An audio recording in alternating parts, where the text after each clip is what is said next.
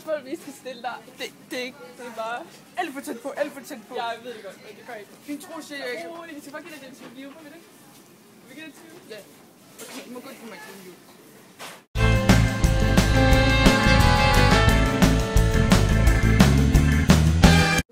For jeg kommer i job.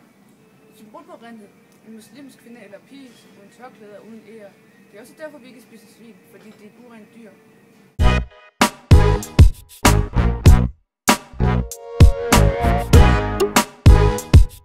Jeg bliver tørklæde, men ære.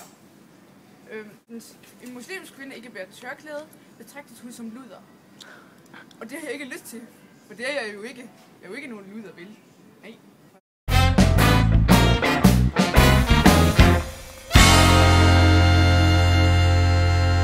Som er tider, men det er jo efterhånden rigtig mange muslimer i Danmark. Men nu er jeg jo ved at være oppe i alderen. Jeg er 53 år gammel. Da jeg lige var kommet til Danmark, var der ikke så mange muslimer, som der er nu. Det jeg oplevede ofte, at små børn råbte efter mig. Men det sker ikke så tit mere. Folk har bare ondt i røven over, at jeg ikke er så renlig.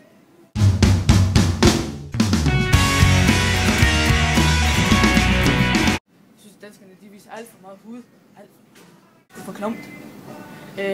Har de ingen stolthed, eller hvad?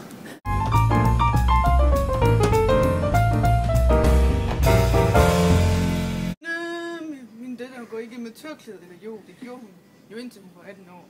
Hun bryder sig ikke særlig meget om tørklæder. Jeg ved faktisk ikke helt hvorfor. Jeg tror det er fordi, vi havde magten over hende dengang, og vi tvang hende til at have tørklæde.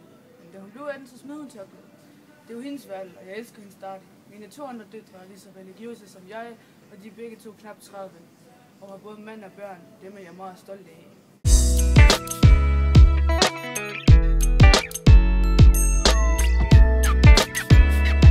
Ja, selvfølgelig må jeg det.